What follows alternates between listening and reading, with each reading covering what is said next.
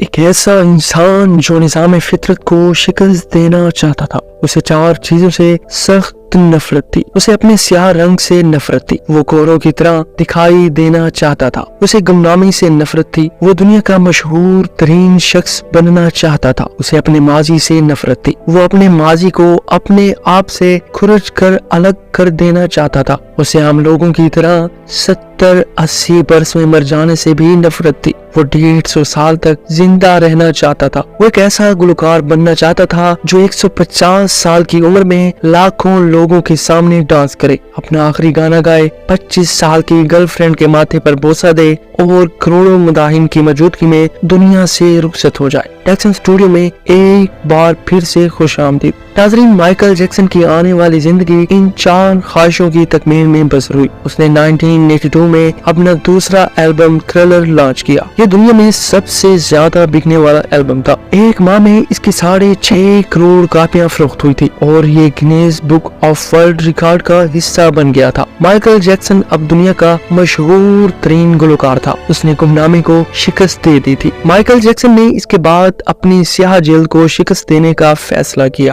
اور plastic surgery شروع کرا دی. امریکہ اور یورپ کے 55 چوٹی کے پلاسٹک سرجنز کی خدمات حاصل کی گئی. یہاں تک کہ 1987 تک مائیکل جیکسن کی ساری شکل و صورت, جلد, نقوش, حرکات اس کا تمام بدل گئی. سیاہ فام مائیکل جیکسن کی جگہ گورا, چٹا اور نسوانی نقوش کا مالک ایک خوبصورت مائیکل جیکسن دنیا کے سامنے آ گیا. یوں اس نے اپنی سیاہ رنگت کو بھی شکست دے دی. اس کے بعد ماضی کی باری آئی. مائیکل جیکسن نے اپنے ماضی سے بھاگنا شروع کر دیا. اس نے اپنے خاندان سے قطع تعلق کر لیا. اس نے اپنے ایڈریسز تبدیل کیے. اس نے کرائے پر گورے ماں باپ حاصل کیے. یوں تمام پرانے دوستوں سے بھی جان چھڑا لی. ان تمام اقدامات کے دوران جہاں وہ اکیلا ہوتا چلا گیا, وہاں وہ مصنوعی زندگی کے گرداب میں بھی پھنس گیا. اس نے خود کو مشہور کرنے کے لیے ایلس پرسیلے کی بیٹی لیزا میری سے شادی کی. اس نے یورپ میں اپنے بڑے بڑے مجسمے لگوا دیے اور اس نے مصنوعی طریقہ تولید کے ذریعے ایک نرس ڈیبی رو سے اپنا پہلا بیٹا پرنس مائیکل بھی پیدا کرا لیا. ڈیبی رو کے بطن سے اس کی بیٹی پیرس مائیکل بھی پیدا ہوئی. اس کی یہ کوشش بھی کامیاب ہو گئی.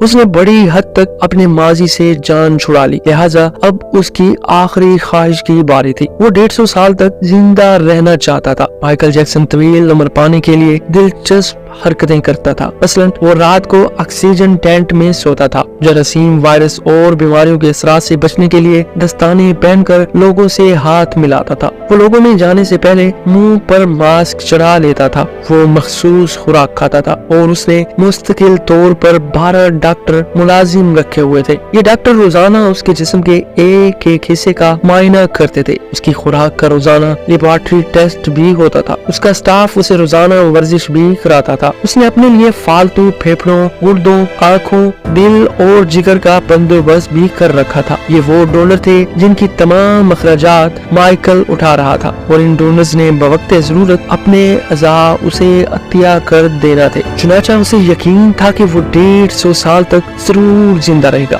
لیکن پھر 25 جون کی رات آئی. اسے سانس لینے میں دشواری پیش آئی. اس کے ڈاکٹرز نے ملک بھر کے سینئر ڈاکٹرز کو اس کی رہائش گاہ پر جمع کر لیا. یہ ڈاکٹرز اسے موت سے بچانے کے لیے کوشش کرتے رہے لیکن ناکام ہوئے تو ہسپتال لے گئے. وہ شخص جس نے 150 سال کی منصوبہ بندی کر رکھی تھی, جو ننگے پاؤں زمین پر نہیں چلتا تھا, جو کسی سے ہاتھ ملانے سے پہلے دستانے چڑھا لیتا تھا, جس کے گھر میں روزانہ جراثیم کش ادویات چھڑکی جاتی تھی اور جس نے 25 بھر تک کوئی ایسی چیز نہیں کھائی تھی جسے ڈاکٹروں نے اسے منع کیا ہو. وہ شخص صرف 50 سال کی عمر میں اور صرف 30 منٹ میں انتقال کر گیا. اس کی روح چٹکی کے دورانی میں جسم سے پرواز کر گئی. مائیکل جیکسن کے انتقال کی خبر گوگل پر 10 منٹ میں 8 لاکھ لوگوں نے پڑھی. یہ گوگل کی تاریخ کا ریکارڈ تھا اور اس ہیوی ٹریفک کی وجہ سے گوگل کا سسٹم بیٹھ گیا اور کمپنی کو 25 منٹ تک اپنے صارفین سے معذرت کرنا پڑی. مائیکل جیکسن کا پوسٹ مارٹم ہوا تو پتہ چلا کہ بہت زیادہ احتیاط کی وجہ سے اس کا جسم ڈھانچہ بن چکا تھا اور سر سے گنجا ہو چکا تھا. اس کی پسلیاں ٹوٹی ہوئی تھی. اس کے کولے, کندھے, پسلیوں اور ٹانگوں پر سوئیوں کے بے تحاشا نشان تھے. وہ پلاسٹک سرجری کی وجہ سے پین کلرز کا محتاج ہو چکا تھا. چنانچہ وہ روزانہ درجنوں انجیکشن لگواتا تھا. لیکن یہ انجیکشن, یہ احتیاط اور یہ ڈاکٹرز بھی اسے موت سے نہیں بچا سکے اور ایک دن چپ چاپ इस जान से चला गया। यूं उसकी आखिरी ख्वाहिश पूरी ना हो सकी। माइकल जैक्सन की मौत एक ऐलान है। इंसान पूरी दुनिया को फतह कर सकता है, लेकिन वो अपने मुकद्दर को शिकस्त नहीं दे सकता। वो मौत और उस मौत को लिखने वाले का मुकाबला कभी नहीं कर सकता। चुनाचा कोई रॉक स्टार हो या फिरौन, 2 टन मिट्टी के बोझ से नहीं बच सकता। वो मौत को कभी भी शिकस्त नहीं दे सकता। लेकिन हैरत है कि हम माइकल जैक्सन के अंजाम के बाद भी खुद को फौलाद का इंसान समझ रहे हैं। हमारा ख्याल है हम मौत को धोखा दे रहे हैं। हम 150 साल तक जरूर जिंदा रहेंगे।